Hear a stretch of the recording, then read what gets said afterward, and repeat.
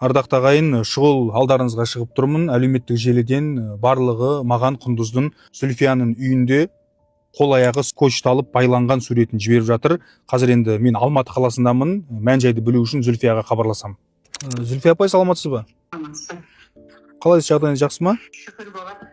Зүлфия апай, анау әлеуметтік желіде Құндыздың суреті таралып жүр ғой, жатыр сіздің үйде скотчталып аяқ қолы. Ол не сурет?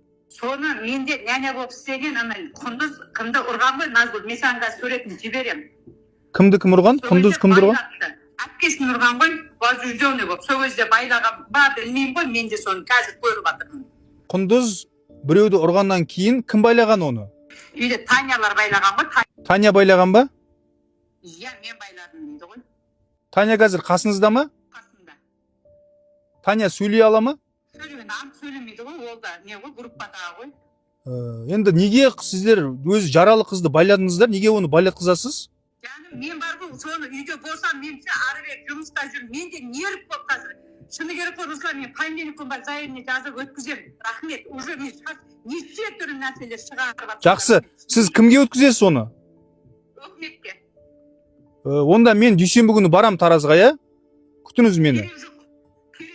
Жоқ, сіз жауап беру керексіз осы тірлік үшін. Мен барам, күтіңіз мені. Қалай сіз өзі ешкімі жоқ, жетім қызды қалай байлайсыз? Күтіңіз мені. Ардақта ағайын, көрдіңіздер, байлаған мен емес, Таня деген күтуші қыз дейді, бірақ мен ол жауабына Зүлфияны сенбеймін. Сондықтан Тараз қаласының қорғаншылық, қамқоршылық бөлімі мына істі назарға алыңыздар. Мен алдымыздағы апта Таразға барам. Мына сурет не сұмдық? Құндыз өзі ешкім жоқ қыз байланып скотчпен қол аяғы кісенделіп жатыр.